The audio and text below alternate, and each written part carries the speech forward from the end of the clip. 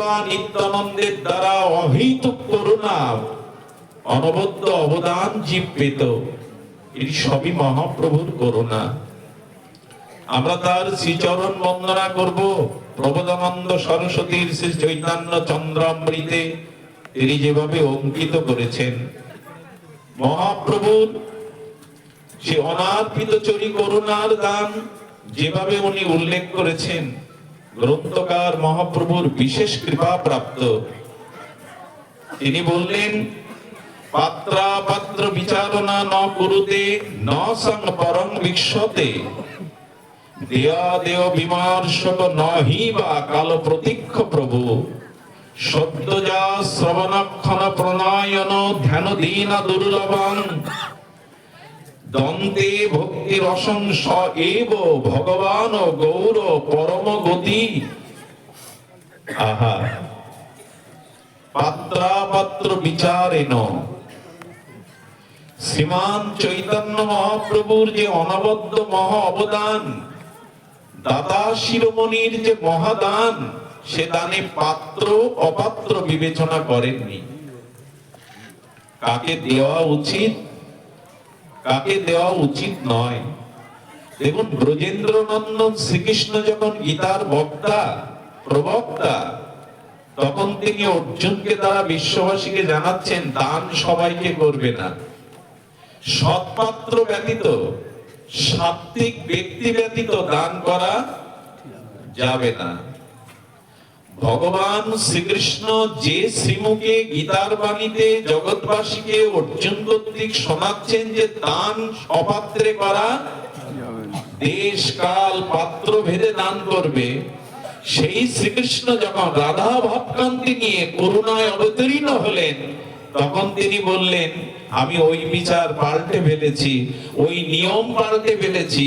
এবার যে করুণা করব, দান করব, তাতে পাত্র অপাত্র বিবেচনা করব না, আমি সবাইকে দান করব। এটাই মহাপ্রভুর বৈশিষ্ট্য।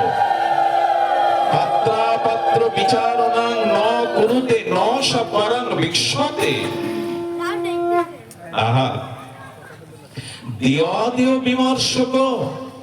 প্রভু, তুমি দেওয়ার আগে একবার ভাবলে না, সেই উন্নত উজ্জ্বল ব্রজপ্রেম রাধা প্রেম কলির কলুষিত জীব, যাদের হৃদয় ক্ষুদ্র কামনা বাসনায় জর্জরিত, তাদের পাত্রই তো নাই, সেখানে রাধা প্রেম দেবে তুমি, ব্রজপ্রেম দেবে? একটু ভেবে দাও, একটু ভেবে দাও। বাচ্চার হাতে সোনা দিয়ে কি করবে? ও মাটির পুতুল নিয়ে খেলতে ভালোবাসে। যে শিশু মাটির পুতুল করে খেলা করছে, তাকে স্বর্ণ দিয়ে হীরা দিয়ে কি করবে? সে তো হীরার মূল্য, হীরার তত্ত্ব না বুঝে আর মাটির পুতুল চাইবে। তো প্রভু, কলির জীব বড় কামনায় আতুর, তারা বড় বিষয়ে ব্যথাতুর, তাদের হৃদয় বড় ক্ষুদ্র, নিজের স্বার্থ ছাড়া কিছু ভাবতে চায় না। দেহ ধন যশ পুত্র পরিজন ছাড়া সে পরের চিন্তা করে না। একে তুমি রাধা প্রেম দেবে? পাত্র ভেদে দাও। শ্রীকৃষ্ণ চৈতন্য ভগবান বললেন, দেখো, আমি জানি যে কলিহত জীবের, কলিমল চিত্ত আক্রান্ত জীবের পাত্র নাই। আচ্ছা, তোমরা একবার বিচার করো তো, আমি যে উন্নত উজ্জ্বল রাধা প্রেম ব্রজ প্রেম জীবকে দান করব, যেটা অনার্পিত চরি ইতিপূর্বে এভাবে দান হয়নি, ভূতও পূর্বে হয়তো কোনো কল্পে হয়েছিল, জীব সেটা ভুলে গেছে। যেটা ব্রহ্মাও পায়নি, দেবগণের কি কথা, দুর্লভ ঋষিমণির কি কথা, যে প্রেম ব্রহ্মা পায়নি, শিবাদি পাওয়ার জন্য ভগবান শঙ্কর যেখানে ব্রজে উপস্থিত হয়েছেন, করুণার আঁচল পেতেছেন রাধা প্রেম পাওয়ার জন্য, সেই প্রেম তুমি জীবকে দেবে যা ব্রহ্মা পায়নি। পাত্র তা নাই প্রভু। শ্রীমান মহাপ্রভু কি বললেন জানেন? আচ্ছা, ওই উন্নত উজ্জ্বল রাধা প্রেমের পাত্র নাই, কিন্তু আমি যদি করুণা করে এবার পাত্র দিয়ে দিই, আমি উন্নত উজ্জ্বল রাধা প্রেম দেওয়ার আগে যদি তাকে পাত্র দিয়ে দিই, আমি যদি পাত্র দেই, তোমাদের আপত্তি নেই তো? ওই প্রেম ধারণ করবার মতো যদি পাত্র দিয়ে দিই, এই জন্য দেয়া দেব বিমর্শক ন কাল প্রতীক্ষ প্রভু বললেন যে না, আমি পাত্রও দিয়ে দেব। পাত্রটা কেমন জানেন? আহা, পাত্রটা শুনুন তাহলে কিভাবে পাত্র দিচ্ছেন। নিত্যানন্দ ঠাকুর হরিদাসকে প্রভু নাম প্রচারে পাঠালেন, আর কেউ ছিল না গৌর পরিকরের মধ্যে। কেন ঠাকুর হরিদাসকে আর নিত্যানন্দ প্রভুকে পাঠালেন? পাঠালেন কেন জানেন? ঠাকুর হরিদাসকে যদি কোনো বিষয় লোক ঘরের দুয়ার খুলে একবার দেখে, যাহারে দেখিলে মুখে আইসে কৃষ্ণ নাম। নামাচার্য ঠাকুর হরিদাস এমন এক বিচিত্র চরিত্র, যার মুখ দর্শন করলেই আপনার অজান্তেই জিহ্বায় কৃষ্ণ নাম এসে যাবে। তো যখনই হরিদাস ঠাকুরের শ্রীমুখ নির্গলিত হরে কৃষ্ণ মহামন্ত্র দেখা মাত্রই উচ্চারণ হবে, নিত্যানন্দ প্রভুকে মহাপ্রভু আদেশ দিলেন, যেই না জীব হরিদাস দর্শন করে হরে কৃষ্ণ মহামন্ত্র উচ্চারণ করবে, নিতাই ওই হরে কৃষ্ণ মহামন্ত্র রূপ পাত্রের মধ্যে তুমি রাধা প্রেম ব্রজ প্রেম দিয়ে। এই হলো প্রভুর কৌশল। নাম যেই নেবে হরিদাস ঠাকুরের মুখবদন দর্শন করে, তুমি ওই নামের মধ্যেই, বাবা বলেন এই যে মায়েরা কুলির মধ্যে পিঠার মধ্যে পুরি পুরে দেয়, সেটা আস্বাদন হয় কিনা? খালি কুলির মধ্যে যদি একটু নারকেলের পুর না থাকে আস্বাদ্য, সেটা আস্বাদন হয় কি? তো হরিদাস ঠাকুর নাম বলাবে আর নিত্যানন্দ প্রভু নামের মধ্যে ব্রজ প্রেম দিয়ে দেবে, রাধা প্রেম। পাত্রও দিচ্ছেন, বস্তুও দিচ্ছেন। আরো একটা মহিমা দেখুন, কালা কালো ন প্রতীক্ষ প্রভু, এর এক একটি শব্দ আমাদের জানা একান্ত প্রয়োজন, যারা গৌর ভজন করি, যারা যুগল ভজন করতে চায়। কি বললেন? কালা কালো ন প্রতীক্ষ প্রভু। দেখুন, আপনি আগে সদ্গুরুর চরণাশ্রয় করবেন, আপনার ভেতরে আগে শ্রদ্ধা ভাব উদয় হবে। শ্রদ্ধা, শাস্ত্রীয় শ্রদ্ধার দ্বারা আপনি সাধু সঙ্গ করে হরিকথা শ্রবণ করবেন, হরিনাম গ্রহণ করবেন। এই নববিধা ভক্তির অঙ্গ যাজন করতে করতে আপনার ভিতরে কি আসবে? ভজন আসবে। ভজন আসলে আপনার অনর্থ নিবৃত্তি হবে, জন্ম জন্মান্তরের বাসনা কামনা দুর্বাসনা কুসংস্কার দূর হবে। অনর্থ নিবৃত্তির পরে আপনার আসক্তি আসবে, আসক্তি থেকে নিষ্ঠা আসবে, নিষ্ঠা থেকে রুচি আসবে, রুচির গাঢ়ত্বে ভাব আসবে, ভাব গাঢ়ত্ব প্রাপ্ত হলে ভক্তি আসবে, আর ভক্তি পরিপক্ক দশায় প্রেম আসবে। এটাই তো কাল, এটাই কালাকালের বিচার, সময়ের বিচার। কাল মানে সময়। আপনি স্বর্ণ শিখরে উঠবেন, হিমালয়ের স্বর্ণ শিখরে সিঁড়ি বেয়েই তো উঠতে হবে, এক লাফিয়ে উঠবে। তো প্রেম পর্যন্ত পৌঁছাতে গেলে তার ক্রম আছে। আদৌ শ্রদ্ধা, প্রথমে শ্রদ্ধা, গুরুকরণ, তারপরে শাস্ত্রীয় শ্রদ্ধা, তারপরে সাধু সঙ্গ, ভাগবত শ্রবণ, ভজনের রুচি।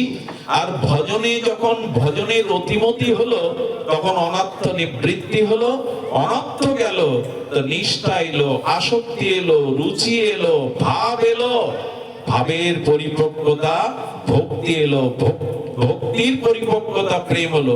এটা কালের, এখানে সময়ের বিচার আছে না, স্তরের বিচার আছে না? এটা কথা বলুন, আছে কিনা? সিঁড়ি বেয়েই তো শিখরে উঠবো, চিলে কোটায় উঠবো। মহাপ্রভু বললেন, এই কালেরও কাল আমি রাখবো না। আরে বাবা, কি করবে প্রভু? কালা কালো ন প্রতীক্ষ প্রভু, আমি এ জাতীয় কালের অপেক্ষা করব না। কি করব জানেন? লাইনটা একটু লিখে নিন, হৃদয়ে লিখে নিন, কাগজে না। হরি বলি বাহু তুলি প্রেম দৃষ্টি চাই। মহাপ্রভু বললেন, হরি বলি বাহু তুলি প্রেম দৃষ্টি চাই, করিয়া কলমশ নাশ প্রেমেতে ভাষায়। আমি এই সিঁড়ি ক্রম রাখছি না। আমার করুণাটা, মহাপ্রভুর করুণাটা, দাতা শিরোমণির করুণাটা কি? আমি হরি বলে বাহু তুলে যার দিকে চাইবো, সে কালের অপেক্ষা না রেখে আমার এই প্রেম তার মধ্যে সঞ্চারিত হবেই হবে। আমি যার দিকে হরি বলে বাহু তুলে তাকাবো, সেই দিকেই এই প্রেম পেয়ে পেয়ে যাবে। কালা কালো ন প্রতীক্ষ প্রভু, কোন কালাকালের বিচার রাখবো না। এই জন্য অল্প আয়ু, মূঢ় মস্তিষ্ক, মন্দমতি আর এই কলিহত জীবের জন্য একটু গৌরের দিকে তাকাতেই হবে। উনি যদি কৃপা করে কারো দিকে দৃষ্টি দেন, মুহূর্তে কোন কালাকাল লাগবে না। বলুন তো জগাই মাদায়ের কি বা যোগ্যতা ছিল? কি যোগ্যতা ছিল তার? কিন্তু মহাপ্রভু তাদের এমন প্রেম দিলেন। নিতাই চাই বললেন, নিতাই চাঁদ বললেন নবদ্বীপে, জগাই মাদাই তোমাদের একদিন দর্শন করলে মানুষ গঙ্গা স্নানে গিয়ে পবিত্র হয়ে তবে গৃহে প্রবেশ করত, কিন্তু মহাপ্রভুর কৃপায় তোমরা যে প্রেম পেলে, ওগো জগাই মাদাই শুনে রাখো, একদিন তোমাদের দর্শন করলে মানুষ বলবে আর গঙ্গা স্নানের দরকার নেই, জগাই মাদাই দর্শন করে আমরা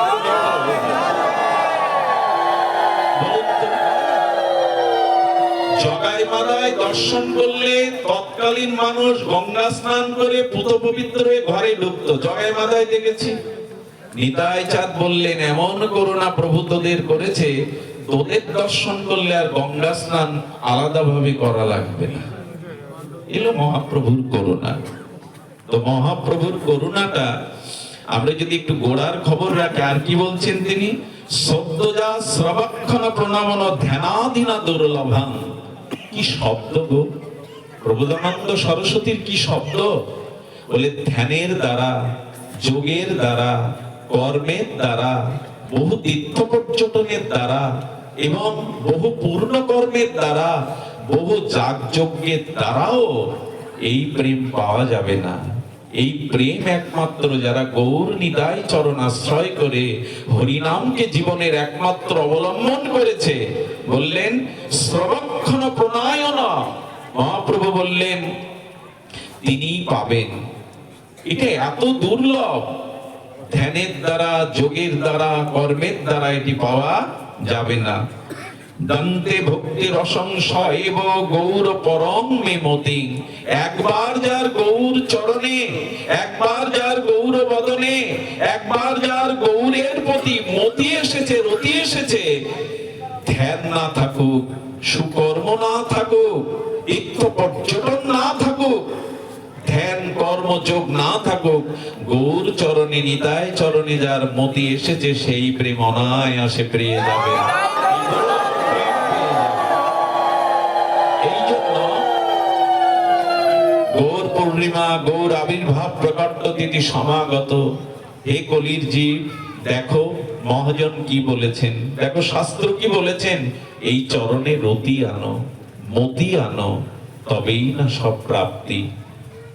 দেখুন এই দুর্লভতর জিনিস মতিতে হবে, এটা যোগের দ্বারা, ধ্যানের দ্বারা হবে না। চৈতন্য চরিতামৃতে কবিরাজ কৃষ্ণ গোস্বামীর স্বর্ণাক্ষরে লেখা এই অমৃত বয়ার, কর্ম জ্ঞান কর্ম যোগ ধর্মে কৃষ্ণ নহে বশ। বাবারই বলা কথা, আমি উদ্গীরণ করছি মাত্র। জ্ঞান কর্ম যোগ ধর্মে কৃষ্ণ নহে বশ। শব্দটা আবার ধ্যান দিন। জ্ঞান কর্ম যোগ ধর্মে কৃষ্ণ নহে বশ। কৃষ্ণ বশ হেতু একমাত্র প্রেম ভক্তি রস। সিদ্ধান্ত কি এলো? জ্ঞানের দ্বারা, কর্মের দ্বারা, যোগের দ্বারা, তপস্যার দ্বারা কি পাওয়া যাবে? ধর্ম পাওয়া যাবে, অর্থ পাওয়া যাবে, কামনা পূরণ হবে, মোক্ষ পাওয়া যাবে, কিন্তু প্রেম পাওয়া যাবে না। কি পাওয়া যাবে? যোগের দ্বারা, কর্মের দ্বারা, কর্ম জ্ঞান যোগ ধর্মের দ্বারা আপনি ধর্ম অর্জন করতে পারবেন, পুণ্য অর্জন করতে পারবেন, আপনি কামনা পূরণ করতে পারবেন, মৃত্যুর পরে মুক্তিও পাবেন, কিন্তু প্রেম পাবেন না। ব্রজ প্রেম তো দূরে। মহাপ্রভু বললেন এবার আমি অল্প কিছু দিতে আসিনি, এবার দিতে এসেছি ধর্মত্ব কাম্যক্ষকে যা তুচ্ছ করেছে সেই অপ্রাকৃত অহৈতুকী কৃষ্ণ প্রেম দিতে এসেছি, যেটা কর্মের দ্বারা, জ্ঞানের দ্বারা পাওয়া যাবেন। একটা দৃষ্টান্ত দেই, বাবা শুনছেন, আপনারাও শুনছেন, মহাত্মারা দৃষ্টান্ত তো আসবেই। দেখুন, যোগ কেন কর্মের দ্বারা গোবিন্দ বশ না, একটু অদ্ভুত কথা। গোবিন্দ তখন কেবল হাঁটতে শিখেছেন, হাঁটি হাঁটি পা পা করে সেই নাদুস নুদুর শরীরটা সে কেমন সুন্দর করে এঁকে বেঁকে হাঁটছে। কেন জানেন? সামনে একটা গাভী মাতা শুয়ে রয়েছে। গাভী তো গোবিন্দের, গোপালের খুব প্রিয়। ওখানে মন নিয়ে যান, ওই দৃশ্যটা দেখুন। এখন গাভী মাতার দুটি শিঙের মাঝখানে একটা গর্ত মতো জায়গা থাকে, দেখবেন। যারা গাভী পোষণ করেননি, গাভীর কাছে যাননি, তারা আমার এই কথা বুঝতে পারবেন না। আপনারা দেখেছেন গাভীর শিঙের মাঝখানে মাথার কাছে একটা গর্ত মতো জায়গা আছে। যারা গো সেবা করেন তারা এই কথা জানে। এবং ওই জায়গায় যদি গাভীর চুলকায়, গাভীর শিং দিয়ে, লেজ দিয়ে, পা দিয়ে ওখানে চুলকাতে পারবে তো? এই জায়গাটা গাভীর কোনো অংশ যাবে না। গোবিন্দ বুঝতে পেরেছে ওই জায়গাটা চুলকাচ্ছে। যে যার প্রিয় হয়, যে যাকে ভালোবাসে, ভাষায় কিছু বলা লাগে না, বুঝে নেয়। শিশুর ক্ষুধা লেগেছে কিনা শিশু কি বলবে মাকে? মা বুঝে নেয়।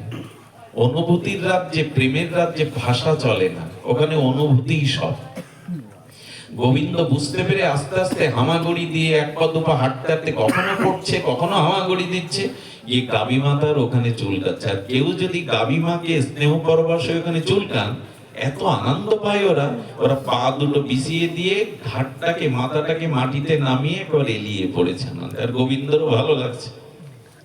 গোবিন্দের ভালো লাগতে লাগতে গোবিন্দ বললেন, আনন্দ তো আমি তোমায় দিলাম, এবার আমি একটু আনন্দ নেই। শিং দুটো ধরে নাচাচ্ছে, ওই শিশু শিং ধরে নাচাচ্ছে। যখন শিং ধরে নাচাচ্ছে, তখন গাভীমা বলছেন, সর্বপনিষদ গাভ, আমি তো উপনিষদ। কখনো কখনো ভক্ত ভগবানকে ধারণ করে, আবার কখনো কখনো ভগবানও ভক্তকে ধারণ করে। আজ আমার সুযোগ, আমি তোমাকে আজ ধারণ করব। দুই শিং যেই আষ্টে পিষ্টে ধরেছে, সেই শিং নিয়ে তুলে গোপালকে উপরে তুলে ধরেছে। এখন শিং তুলে ঝুলছে গোপাল। মা করছিল ঘরের কাজ। আরে ঘরের কাজ আর মা তখন থাকে, তার প্রাণের একমাত্র ধন। ওই যখন শিঙে ঝুলছে, গোপাল গোপাল বলে মা সব ফেলে দৌড়েছে, সব ফেলে দৌড়াচ্ছে। আর কত জ্বালাবি, আমাকে তো কাজ করতে হয় রে সংসারে, আর কত জ্বালাবি। মা কোলে নিয়ে স্তন দিতে বসেছে। আচ্ছা, মায়ের স্তনে গোপাল যখন পীত, স্থূল আনন্দে, সন্তান যখন মায়ের দুগ্ধ পান করে না, স্থূল হয়ে যায়, ভারী হয়ে যায় আনন্দে। ওইটা যখন পান করছে, তখন যদি ব্রহ্মা, শিব ঠাকুর, ইন্দ্র এসে বলে, মা মুক্তি নেবে, মোক্ষ নেবে, জ্ঞান, তত্ত্বজ্ঞান নেবে, বোঝা যায় আমার কথা? মাকে যদি এসে তখন ব্রহ্মা, শিবাদি দেবগণ বলে, মা তত্ত্বজ্ঞান নেবে, মোক্ষ নেবে, মুক্তি নেবে, যে স্বয়ং ভগবান কোলে স্নেহের দুগ্ধ পান করছে, মা চাইবে তো জ্ঞান? মা মুক্তি চাইবে তো? জ্ঞান, কর্ম, মুক্তি এর কাছে অতি তুচ্ছ। এর কাছে মোক্ষ প্রাপ্তি অতি তুচ্ছ। যার কোলে অনাদিরাদি ভগবান তার ঐশ্বর্য ভুলে মাধুর্যের বুকের স্তন পান করে, যার ক্ষুধা নেই, তৃষ্ণা নেই, জরা নেই, মৃত্যু নেই, আত্মকাম, পুণ্যকাম, সরাট বিভু চৈতন্য ক্ষুধার্ত মায়ের স্তন পান করছেন, এর কাছে মুক্তি তুচ্ছ। যশোদা নেবে এটা? কৃষ্ণ ভক্ত তেমনি ভগবানের লীলাকে নেয়, রসকে নেয়। মুক্তি তার কাছে ভালো লাগে না, মোক্ষ তার কাছে ভালো লাগে না। আচ্ছা দেখুন, যোগীরা কি করে? যোগ চিত্ত বৃত্তি নিরোধ। যোগ কাকে বলে? বহির্মুখী মন বিষয় থেকে প্রত্যাহার করে নিরোধ করা, বিষয় থেকে নিরোধ করা, তাকে বলে যোগ। যোগ, পাতঞ্জল দর্শন বলছে, যোগ চিত্ত বৃত্তি নিরোধ ইতি যোগ। চিত্তের বহুবিধ বৃত্তিকে সংযত করে, তাকে বলে যোগ। যোগীরা বসে না যোগ যোগান্তর, বলে যোগ মনকে স্থির করায়, এক কেন্দ্রে স্থির করায়, আর ভগবত প্রেম মনকে চঞ্চল করায়। শুনছেন নিশ্চয়ই কথাটি? যোগ মনকে স্থির করায়, এক কেন্দ্রে স্থির করায়। আর প্রেম ভক্তি কি করে? ভগবানের পিছনে চঞ্চল করায়। এই দেখো যশোদা, ঘরের কাজও আর হচ্ছে না। আমার কি মনে হয় জানেন, যে বস্তুর প্রতি যদি অতিরিক্ত আসক্তি, প্রিয়তা, ভালোবাসা থাকে, তাহলে আপনার মন স্থির করা বড় দুরূহ হয়ে যাবে। কোন বস্তু, ব্যক্তির প্রতি অতিরিক্ত আসক্তি, ভালোবাসা যদি জন্মায়, আপনার মন স্থির করতে ঘুমও চলে যাবে, নিজের ভাবনাও চলে যাবে। ভগবত প্রেমটা এমন, মনকে নিরোধ করতে হয় না, বরং মনকে আরো চঞ্চল করে দেয়।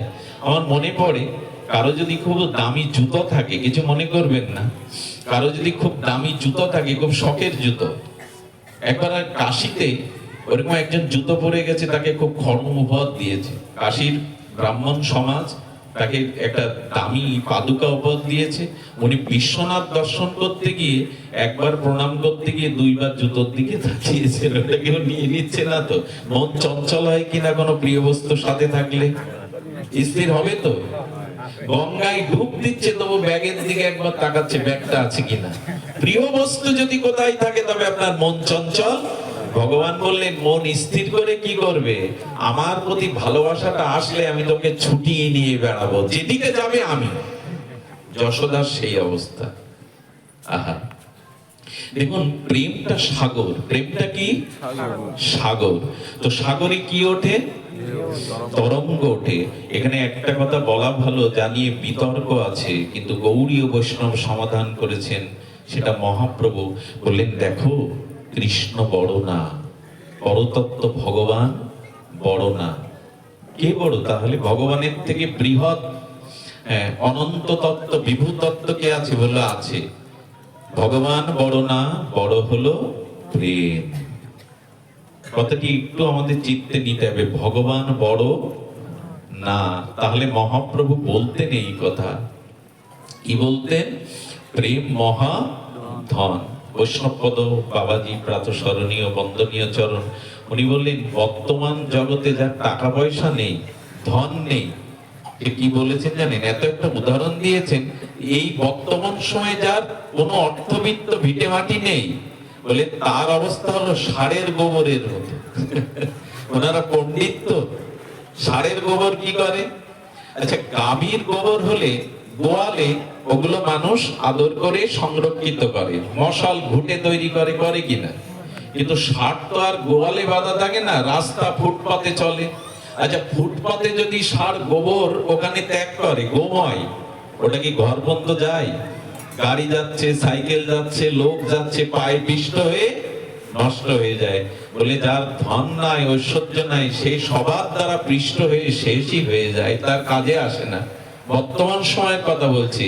কিন্তু যার ধন আছে, যার ধন আছে, সে জগৎকে ভোগ করতে পারে, উপভোগ করতে পারে। ওটা গাভীর গায়ের গোবরের মতো, গোমায়ের মতো, ওটা কাজে লাগে, ওটা কাজে লাগে। তো বললেন, মহাপ্রভু বললেন, ধন না থাকলে যেমন ভোগ করতে পারবে না, এই জগৎকে উপভোগ করতে পারবে না, তেমন প্রেম রূপ মহাধন না থাকলে তুমি ভগবানকে উপেক্ষা, তুমি আস্বাদন করতে পারবে না। ধন টাকা চায়, ধনমোর নিত্যানন্দ। যার নিত্যানন্দ ধন আছে, গৌর সম্পদ আছে, হ্যাঁ, যার প্রেম সম্পদ, গৌরাঙ্গেরও দুটি পদ, যার প্রেম সম্পদ, যার প্রেম ভক্তি সম্পদ আছে, সেই ভোগ করতে পারে রাধা মাধবকে, সেই ভোগ করতে পারে আনন্দকে। তাই প্রেম বড়। এই জন্য মহাপ্রভু বারবার বলেছেন, এ প্রেম সে প্রেম নয়, এই প্রেম পঞ্চম পুরুষত্ব প্রেম, মহাধন। এই প্রেমের তরঙ্গ হলো কে? তরঙ্গ হলো, ধ্যান দিন, সেই প্রেমরূপ সাগরের। আচ্ছা, সাগর যদি না থাকে, তরঙ্গ পাওয়া যাবে তো? একটু কথা বলবেন। সাগর থেকে তরঙ্গ কিন্তু আলাদা বস্তু নাই, জলটাই তো বাতাসের দ্বারা উর্মিমালা হয়, ঢেউ তরঙ্গ হয়। কিন্তু নিস্তরঙ্গ সমুদ্র আর উচ্ছলিত তরঙ্গ সমুদ্রের শোভা কি এক? আপনারা জানেন, আটলান্টিক মহাসাগর নিস্তরঙ্গ, ওখানে কোনো তরঙ্গ, কিন্তু সুনামি যখন ওঠে তখন পৃথিবী প্রলয় হয়।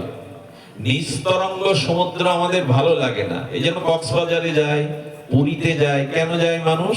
ওই যে উচ্ছলিত তরঙ্গ ঢেউ এসে পড়ছে, তাই না?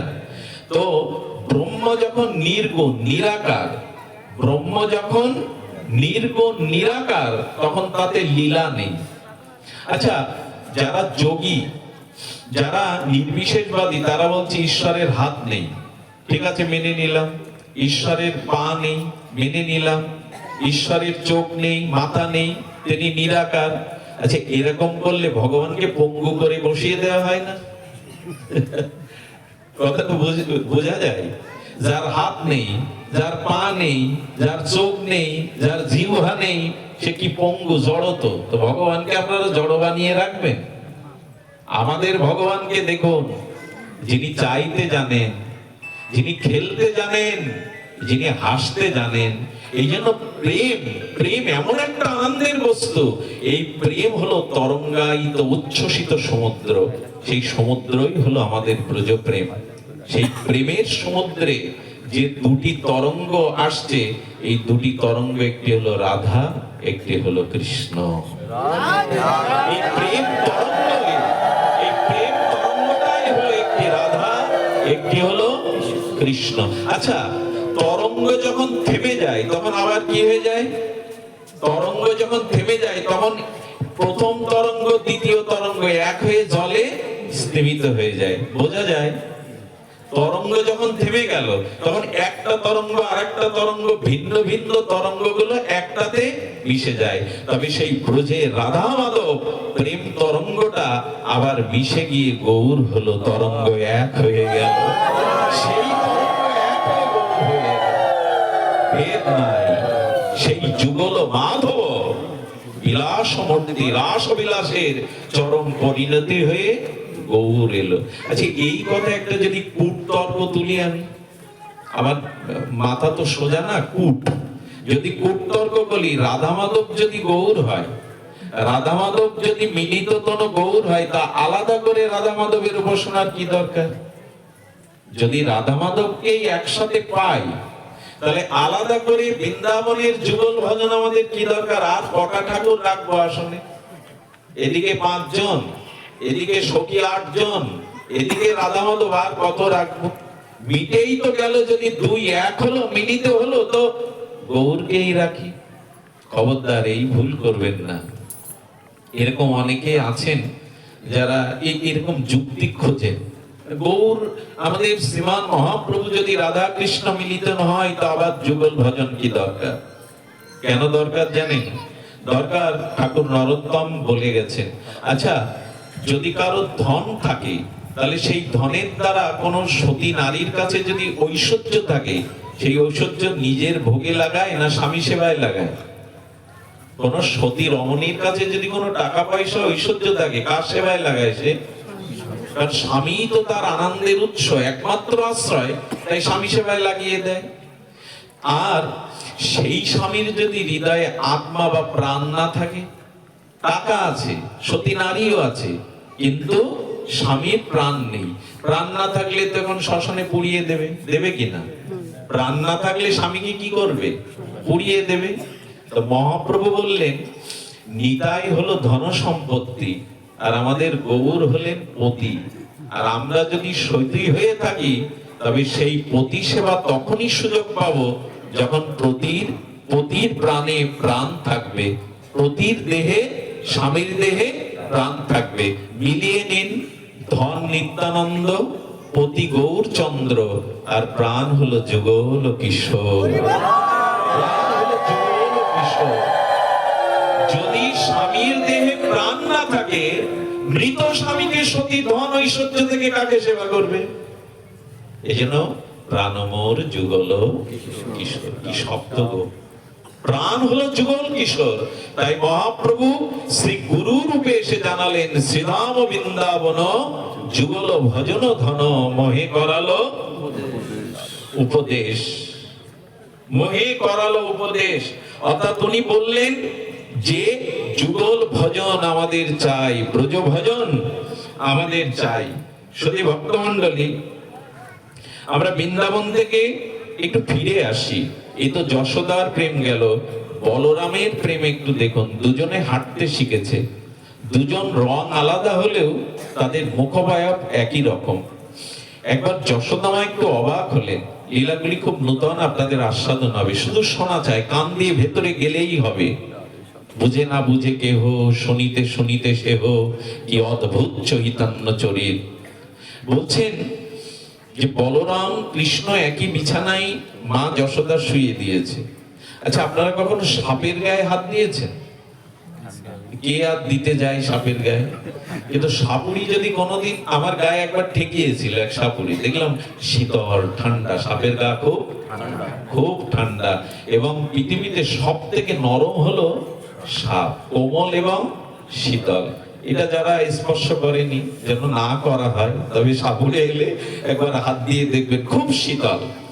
বলরাম হলো শেষ নাগ, বলরাম হলো শেষ অবতার, অনন্ত নাগের শয্যায় তো সাহিত্য ভগবানকে ধারণ করেন কে? বলদেব তত্ত্ব তো, সংকর্ষণ তত্ত্ব তো, বসন ভূষণ আসন যা কিছু বলরাম সেবা করেন। নিত্যানন্দ তো এই জন্য এলেন, গৌর সেবার জন্য। তো সংকর্ষণ তত্ত্ব, বসন ভূষণ আসন সেবা। বলরাম চিন্তা করছেন, মা যশোদা নরম বিছানার উপর গোপালকে শায়িত করেছে, বিছানায় গোপালকে দেখে বলরামের মনে পড়েছে, এই বিছানাটা যদি আরো নরম করা যেত, আরো শীতল করা যেত। সঙ্গে সঙ্গে বলরাম শেষ নাগ, সেই অনন্ত নাগ, ওই শয্যা পেতে কৃষ্ণকে কোলে তুলে নিয়েছে। কৃষ্ণ একেবারে হাত পা দুলিয়ে শীতলতা পেলে, গরমের দিনে একটু যদি শীতলতা পান, নরম বিছানা পান, আনন্দ হবে। কৃষ্ণ এই আনন্দ দেওয়ার জন্য বলরাম, বলরাম নিত্যানন্দ লক্ষণ, এরা কি করে? এরা ভগবানকে আনন্দ দেওয়ার জন্য। তো শেষ নাগ অনন্ত নাগের শয্যায় যখন শুয়েছে, আর ঘটনাক্রমে যশোদা সেই শয়ন কক্ষে ঢুকে পড়েছে। আচ্ছা, যশোদার দেহে প্রাণ থাকবে তো কৃষ্ণকে যদি সাপের উপরে শয়ন দেখেন, যেই দেখেছে বাবা রে মা রে করে গোপাল, গোপাল সাপ সাপ বলে জড়িয়ে ধরতে গেছে। কৃষ্ণ দাদাকে গা টিপে বলছে, তাড়াতাড়ি সরে যাও, এইখানে সাপ টাপ দেখাতে যেও না। এই যশোদা কেঁদে কেটে একবার বুকে জড়ি, গোপাল সাপ কোথা থেকে এলো? কোথায় সাপ মা? তুমি মাঝে মাঝে আমার প্রতি খুব স্নেহবশত ভুল দেখো। ভুল মা দেখেনি তো। বলরাম তখন একটু মনে মনে বললেন, কালীয় নাগের মাথায় যে নাচবে, কালীয় নাগের মাথায় যে নাচবে, যিনি ক্ষীরোদ শহরে শেষ নাগের উপরে শায়িত রেখেছেন, মাঝ লীলাতে ভয় পাচ্ছেন, ফু দিচ্ছেন মাথায়। এই হলো ব্রজ প্রেম। ওখানে অনন্ত নাগটা চলবে না, ওখানে স্নেহ এবং মমতা চাই। শুধু ভক্তমন্ডলী, এই জন্য দেখুন, মা যশোদা মাখন দিয়েছে, ভালো কথা, তুই মাখন খাবি খা। হঠাৎ বানরকে দেখে, হনুমানকে দেখে গোবিন্দের একটু মনে হয়েছে, তোদের ত্রেতা লীলায় তো খুব খাওয়াতে পারেনি, রাম হয়ে যুদ্ধে যুদ্ধেই তোদের জীবনটা, এবার সুযোগ যখন পেয়েছে আয়। ও বানরকে মাখন আঙুলি করে ওর জিভে দিচ্ছে, ওর ওখান থেকে নিচ্ছে। যশোদার ভালো লাগে। যশোদা বলছেন, মাখন এইভাবে বানর খাওয়ানোর জিনিস গোপাল, বারবার তুই তো এই ছড়াস, নষ্ট করিস এগুলো। বললেন, মা আমার একা খেতে ভালো লাগে না, সামনে যাকে দেখি ভগবান তো প্রেম নিয়ে এসেছেন, তো একা খেতে ভালো লাগে না। বানর আর কত তাড়াবে, বানর গুলো পেয়েছে ভালো, কৃষ্ণকে দেখলেই মুখের দিকে হা করে থাকে। কেন জানেন? তুমি তো অনেক জন্মের চেনা আমাদের, তোমার মুখখানা দেখলে যে পূর্ব স্মৃতি মনে পড়ে যায়। গোবিন্দ এমনি করে বিতরণ করেছেন। আরেক দিনের প্রেম শুনুন, আরেক দিনের প্রেম, এটা শুনে চিত্তে খুব আনন্দ হওয়ার কথা। আনন্দ তো হবেই, আনন্দময়ের লীলা তরঙ্গ। ভগবানকে কিভাবে ভালোবাসতে হয়, যেটা যোগের দ্বারা, কর্মের দ্বারা, ধ্যানের দ্বারা হয় না, সেটি এখানে জানাচ্ছেন।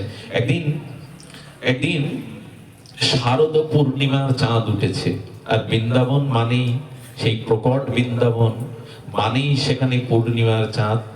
গোপাল বসে বসে মা যশোদার কোলে দুগ্ধ পান করছে। হঠাৎ চাঁদকে দেখে গোপাল বলছেন, মা ওই চাঁদ রূপ খেলনা আমার চাই। আর ও একবার যা বাজি ধরে, ওকে তা দিতেই হবে। পাটা ছুঁড়ে বলছেন, মা ওই চাঁদ রূপ খেলনা আমার চাই। যশোদা তখন বললেন, আরে আকাশের চাঁদ, ওকে খেলনা রূপে কি করে পাবি মা? আমি ওই খেলনা না দিলে তোমার কোলে উঠবো না, দুগ্ধ পান করবো না। আর গোপাল ছটফট করতে শুরু করেছে। রোহিণী মা এসে কি বলছেন জানেন?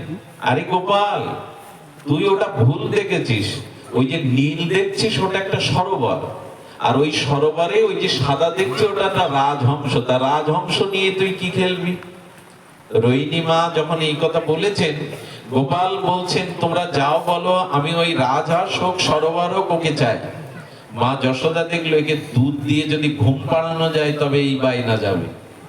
দুধ দিতে দিতে আবার আঁচলটা উন্মুক্ত করে মাকে বলছেন, মা খেলনা দাও। ওকে কি করে বোঝাবে মা?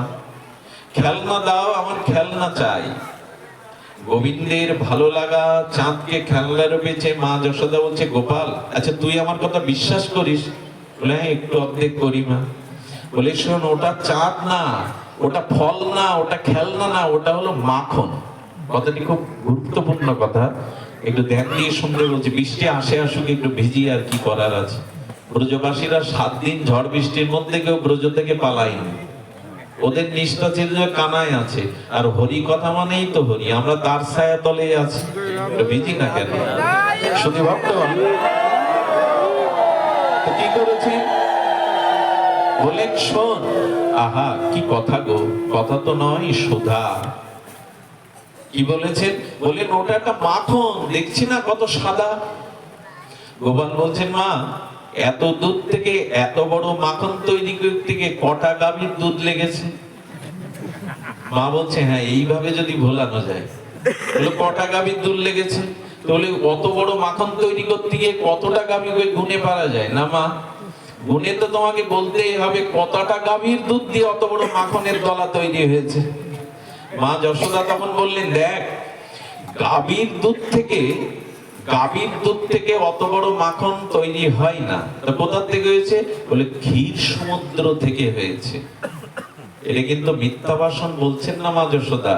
একটা জিনিস শুনে রাখুন, এই যে রূপ, এই যে রস, এই যে দুগ্ধ, এই যে অমৃত, এর সমষ্টি একটা কেন্দ্র আছে। ওই সমষ্টি থেকেই আমরা বেষ্টিতে রূপ পেয়েছি, রস পেয়েছি, অমৃত পেয়েছি, দুগ্ধ পেয়েছি। এর সকল কিছুর একটা সমষ্টি তত্ত্ব আছে। তো ক্ষীর সমুদ্রটা কি? ক্ষীর দিয়ে, দুগ্ধ দিয়েই সেই সমুদ্র তৈরি। তো বললেন, মা দুধ তো বাঘ থেকে, গাভী মাঠ থেকে পাওয়া যায়। বলে ওই ক্ষীর সমুদ্র সমষ্টি থেকে গাভীর বাটে এসেছে, আবার গাভীর বাট থেকে আমরা মাখন পাই। তেমনি রূপেরও একটা সমুদ্র আছে, গুণেরও একটা সমুদ্র আছে, আনন্দের একটা সমুদ্র আছে। আমি বলি কি, অল্পতে তো সুখ নাই, বেশি চান না। রূপেরও একটা সমুদ্র আছে। এই যে জগতের পুরুষ নারীর রূপ দেখে মোহিত হয়, ধর্ম কর্ম ছেড়ে দিয়ে, জাতিকুল ছেড়ে দিয়ে রাস্তায় দাঁড়িয়ে পড়ে বলে বাবা মা চিনি না, জাতি চিনি না। তো জগতের রূপে যদি এভাবে মোহিত হন, আমি বলি কি, এটা তো কুয়োর রূপ। একটা রূপের সাগর আছে, ওই দিকে দৃষ্টি দেন।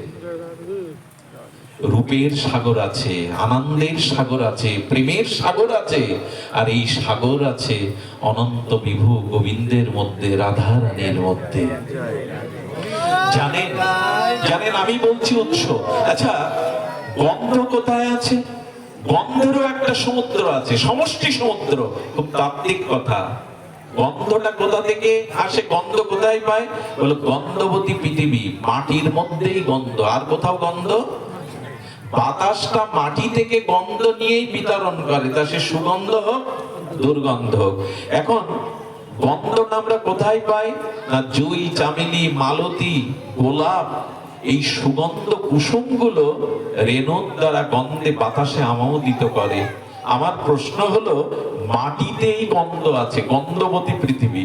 আচ্ছা মাটি, এই গোলাপ ফুল, এই রজনীগন্ধা, এই জুই, চামেলি, মালতীর গন্ধটা মাটি কোথায় পেল? আচ্ছা আপনি আমি মাটি করে গোলাপের গন্ধ আবিষ্কার করতে পারবো? রজনীগন্ধার গন্ধ আবিষ্কার করতে পারবো? কিন্তু মাটির মধ্যে পুষ্প পরাগরেণুতে ফুল হয়ে গন্ধ বিতরণ করে। আমার প্রশ্ন, এই গন্ধটা মাটিকে কে দিল? এই যে অনন্ত পৃথিবী, বিশ্ব ব্রহ্মাণ্ডের মধ্যে যত ফুল ফোটে, এই গন্ধটা, আচ্ছা আজও পর্যন্ত ফুলের গন্ধ কমে গিয়েছে? এই সাপ্লাইটা করে কি? গন্ধটা আসে কোথা থেকে? মাটির কি ক্ষমতা আছে গোলাপের গন্ধ দেওয়ার? আপনি আমি তো পাই না আবিষ্কার করে। বলেন শুনুন তাহলে, রাধারানী যেদিন ধরিত্রীর বুকে, গোবিন্দ যেদিন ধরিত্রীতে প্রথম চরণ দিয়েছিলেন, ওই চরণ থেকে সুগন্ধ মাটি পেয়ে যায়, সেখান থেকে। আচ্ছা আপনি সহ্য করতে পারবেন পৃথিবীর সব ফুলের গন্ধ একসাথে যদি আপনার নাসিকায় দেওয়া হয়, পৃথিবীতে যত ফুল ফোটে? সহ্য করতে পারবেন না। তেমনি আমি বলি কি, অল্পর দিকে আর তাকিয়েন না, অল্পতে তাকাতেই সর্বনাশ হয়ে গেছে। এই যে অল্প রূপ, অল্প গুণ, স্ত্রী পুত্র বন্ধু সজ্জন, পৃথিবীতে অল্প সুখ, অল্প গুণের দিকে তাকিয়ে আমরা সব হারিয়েছি। একটু বড়র দিকে তাকান, সাগরের দিকে তাকান। মা বলছেন ক্ষীরের সমুদ্র আছে। দেখুন এই দুগ্ধ তত্ত্বটা। আচ্ছা মায়ের বুকে রক্ত থেকে দুধ হয় কি করে? আমি যদি প্রশ্ন করি এর উত্তর, আচ্ছা বিজ্ঞানীকে বলুন তো, শিশু যখন টানছে, শিশু যখন মায়ের স্তনে টান দিচ্ছে, দুধ আসছে, যদি বিজ্ঞানীরা ডাক্তাররা সিরিজ দিয়ে টানে, কথা বলো মা, দুধ আসবে? আসবে না। আচ্ছা শিশু টানছে, দুধ আসছে, মায়ের স্তনে একটা যোগ দিয়ে দিন, কি বলে? রক্ত চষে কি বলে ওকে? যোগ বলে বাবা। যোগ দিয়ে দিলে দুধ টানতে পারবে তো? কি অদ্ভুত ঈশ্বরের রহস্য দেখুন। এই দুগ্ধটা মায়ের স্তনে গাভীর বাটে এমনি এমনি আসেনি, ওই ক্ষীর সাগরে ভগবান আছে, জগৎ জীবকে আনন্দ দেবে বলে ওই আনন্দের বিন্দু বিন্দু দুগ্ধ গাভীতে মায়ের স্তনে গোবিন্দই দিয়ে দিয়েছে, জগতে গোবিন্দই দিয়ে দিয়েছে। এই জন্য বৈদিক ঋষিরা বললেন সমস্ত গন্ধ, সমস্ত আনন্দ সেই উৎস থেকে ভগবান বা রাধারানী থেকে আসছে। গোপালকে তখন বলছেন ওই মাখন ক্ষীর সমুদ্র থেকে আসছে। গোবিন্দ মনে মনে বলছেন, মা ওই সমুদ্রে তো আমি ঘুমিয়ে থাকি, ওই ক্ষীর সমুদ্রে তো আমি ভাসমান থাকি। জগৎকে জানাবার জন্য গোবিন্দ এই লীলাটি প্রকট করলেন। আমি সময় নেব না, কালকে তো আবার ব্যঞ্জলি দ্বাদশী মনে হয়, সময় না নিয়ে এইটুকু বলবো যে দেখুন ব্রহ্মাকে কানা খোড়া করে বসিয়ে রাখবেন না। পা নেই, হাত নেই, খাই না, তাকাই না, শোনে না, তো খোড়া পঙ্গু ছাড়া কি? ব্রহ্মকে এভাবে নির্বিকার করা উচিত না। বলে বৃন্দাবনের দিকে তাকাও, বৃন্দাবনে স্বয়ং ভগবানকে কি করে রেখেছে দেখো, কি করে রেখেছে দেখো। সেই ব্রহ্মা শোনেন, কাঁদেন, হাসেন, সবকিছু করেন।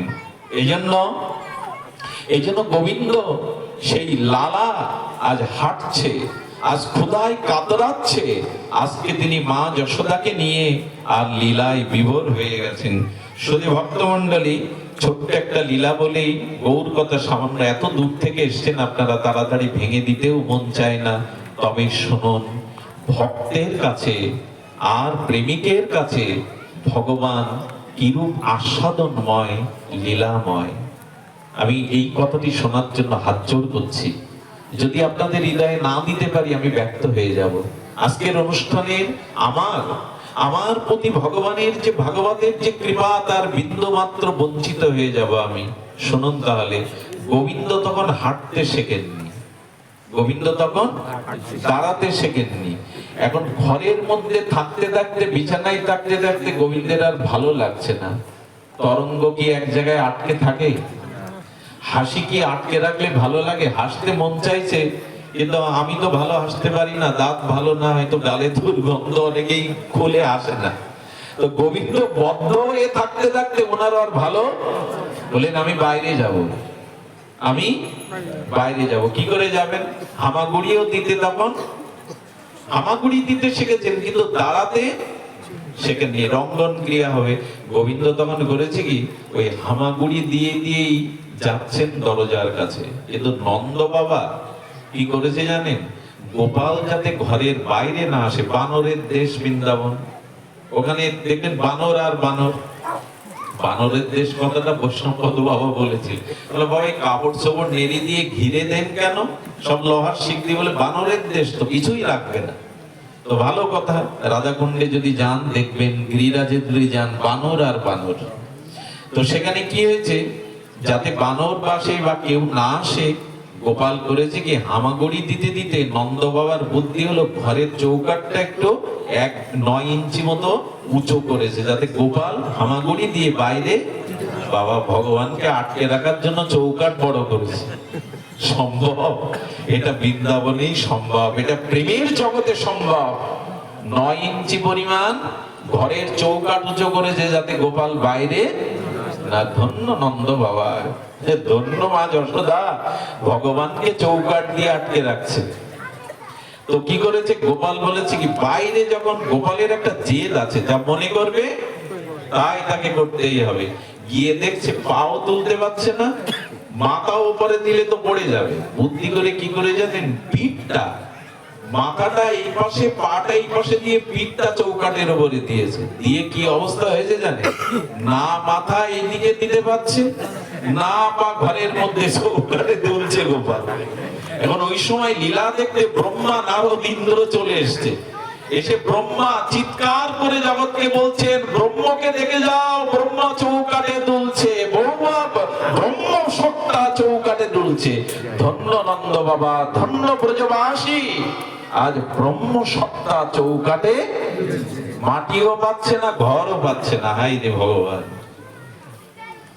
কেন জানি যিনি শিশুকালে মুখের মধ্যে বিশ্বরূপ দেখাতে পারেন, তিনি চৌকাঠে এপাশ না ওপাশ, না মাথা না পা ঝুলছেন। ব্রহ্মা কেঁদে ফেলেছেন, ভগবান শিব কেঁদে ফেলেছেন, ইন্দ্র চিৎকার করে বলছেন দেখো পরম ব্রহ্ম, অনন্ত ব্রহ্ম সত্তা আর চৌকাঠে আটকে গেছে নন্দ বাবার। যদি চরণ বন্দনা করতে হয় তো নন্দ বাবা যশোদা ব্রজবাসীদের করো। আরে ভগবানকে চৌকাঠে ঝুলিয়ে রেখেছে। বলুন তো ভগবান প্রেমে কতটা বশ হন? প্রেমে ছাড়া তাকে বশ করা যাবে না, প্রেমে ছাড়া তাকে বশ করা যাবে না। ব্রহ্মা সেই দিন কি বলেছিল জানেন? আহা কি মার্মিক কথা গো। ব্রহ্মা সেই দিন বলেছিলেন, ওগো সেই ব্রহ্মরূপ ধান, ব্রহ্মরূপ ধানের চালটা নিয়ে খোসাটা রেখে গেছে যোগীদের কাছে, জ্ঞানীদের কাছে, তপস্বীদের কাছে। খোসাটা রেখে চালটাকে নিয়ে গেছে, বলো ব্রজবাসীরা চালটা নিয়ে বৃন্দাবনে চলে গেছে, আর আমাদের জন্য খোসা রেখে গেছে। জয় রাধে। খোসা রেখে গেছে, জ্ঞানী কর্মী যোগীদের কাছে খোসা আছে, চাল নাই, চালটা ব্রজবাসীরা নিয়ে গেছে। তাই যে কথা শুরু করেছিলাম, মহাপ্রভু এই ব্রজ প্রেমটাকে চেয়েছিলেন। আর সবশেষে যার কথা না বললে গৌর কথা অধরা থেকে যায়, বাকি থেকে যায় রাধারানীর সাথে। তবে গোবিন্দের কিরূপ আস্বাদন, এটি একটু একটু স্পর্শ করেই আমরা একটু রস পূরণ করব। সতী ভক্তগণ, আচ্ছা বৃন্দাবনে গোবিন্দ এলেন কেন? বৃন্দাবন কার জন্য আবির্ভূত হলেন? বৃন্দাবনের এত মহিমা প্রকট কার্যের জন্য সূচনা লগ্নে বাবা যার কথা বলে গেলেন তার কথা শুনুন। ব্রহ্মাদি যখন সমস্ত দেবতাগণ ভূভারণের জন্য ভগবানের ধ্যানে মগ্ন হলেন, ভগবান আশ্বস্ত করে আর ধরিত্রী দেবীকে, ব্রহ্মাকে, দেবগণকে সেই সমাধি অবস্থায় আশ্বস্ত করলেন, ভূভার হরণের জন্য আমি ভারত ভূখণ্ডে আবির্ভূত হব। ঠিক তখন রাধারানীর কাছে বলতে গেছে নিত্য গোলকে ঠাকুরানীকে বলতে গেছেন, রাধারানীকে বলতে গেছেন, শ্যাম সুন্দর রাধে প্রেমময়ী, আমাকে একবার পৃথিবীতে অবতীর্ণ হতে হবে। ধরিত্রী কাঁদছে, গোমাতা কাঁদছে, সমস্ত সাধু সন্ত সমাজ কাঁদছে, ব্রহ্মাদি দেবগণ, শিবাদিগণ, সকলে মহেশ্বরাদিগণ আহ্বান করছে। আমি অপেক্ষা করতে পারি না, ভক্তের ক্রন্দন, আমাকে যেতে হবে।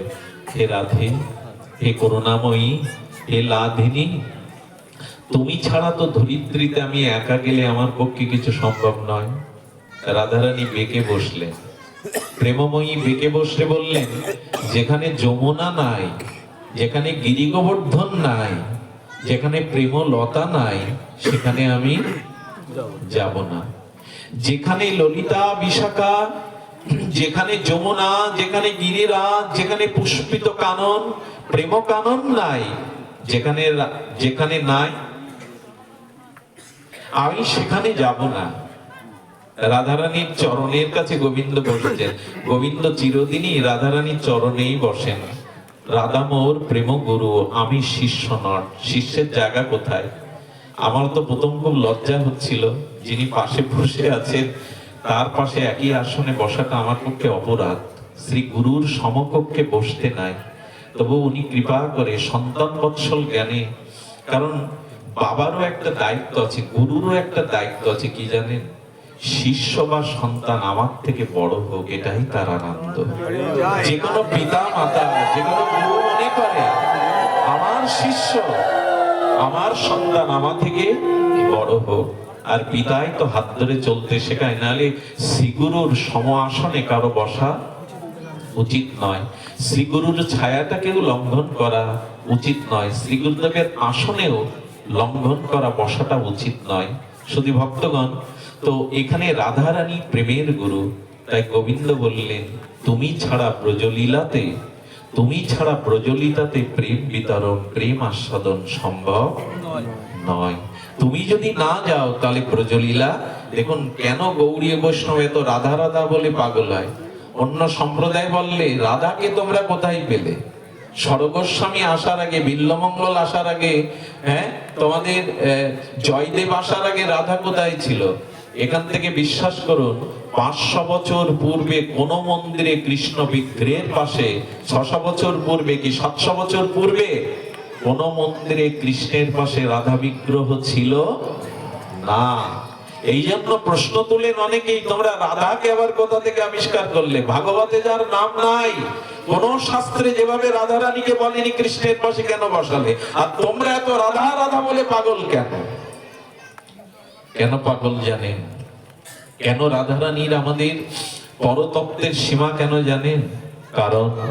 কারণ গোবিন্দকে আনন্দ যিনি দেন, গোবিন্দকে যিনি আনন্দ দেন, স্বয়ং আনন্দ সচ্চিদানন্দ ঘন পরম ব্রহ্মকে, আনন্দ ঘন মূর্তিকে যিনি আনন্দ দেন, ইনি রাধা। একটা জিনিস জেনে নেন, এখানে হরি কথা, হরি নাম ভজনে আমরা যে আনন্দটা পাই, ওটা গোবিন্দ দেন না। আচ্ছা, চাঁদ কখনো নিজে আলো দিতে পারে? চাঁদের নিজস্ব আলো আছে? একটু কথা বলুন। নাই। সূর্য যতটুকু আলো চন্দ্রকে দেয়, একদিন তো মোটেও দেয় না, এদিন কি হয়? অমাবস্যা। আর একদিন পূর্ণভাবে দেয়, ওই দিন কি হয়? দাওনি তো দেব কোথায়? গোবিন্দকে স্বয়ং ভগবানকে আনন্দ দেয় লাদিনী শক্তি। এই লাদিনী অমূর্ত অবস্থায় গোবিন্দের হৃদয়ে আনন্দ দেয়।